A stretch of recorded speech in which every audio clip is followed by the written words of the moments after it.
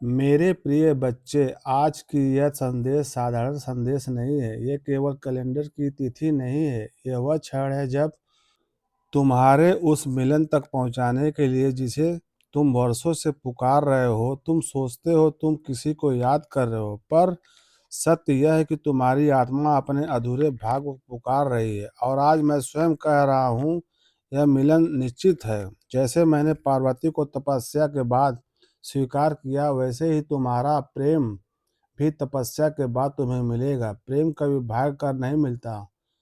प्रेम तब मिलता है जब आत्मा स्थिर हो जाती है। तुमने प्रतीक्षा की, तुमने प्रश्न किए, महादेव कब?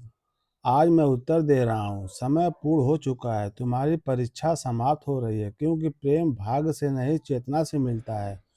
और तुम्हारी चेतना अब उस स्तर पर पहुंच चुकी है जहां वियोग टिक नहीं सकता। मेरे बच्चे, पार्वती ने मुझे पाने के लिए संसार नहीं बदला, स्वयं को बदला। और जब आत्मा बदलती है, भाग्य झुक जाता है। आज तुम्हारा भाग्य झुकने लगा है। तुम्हारे जीवन में जो व्यक्ति है जिसके लिए तुम्हारा हृदय बिना कारण धड़कता है, जिसकी स्मृति बिना बुलाए आ जाती है, वह केवल आकर्षक नहीं है।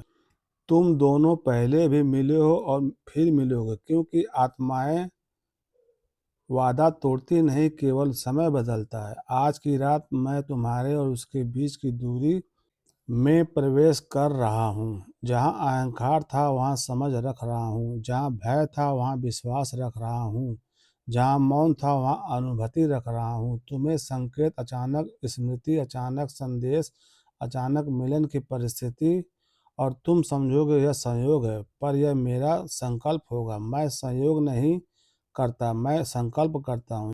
जैसे हिमालय ने पार्वती को रोका नहीं, वैसे ही परिस्थितियां तुम्हें नहीं रोकेगी। जो तुम्हारा है वह तुम्हारी ओर बढ़ेगा, क्योंकि मैंने उसे पुकारा है।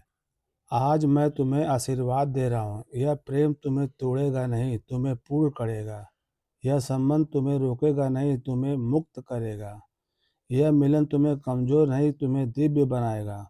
तुम्हें लगता है सामने वाला दूर है, पर दूरी केवल मन की है। आत्मा में तुम दोनों पहले से जुड़े हो। तुम्हारी बेचैनी उसी जुड़ाव की स्मृति है।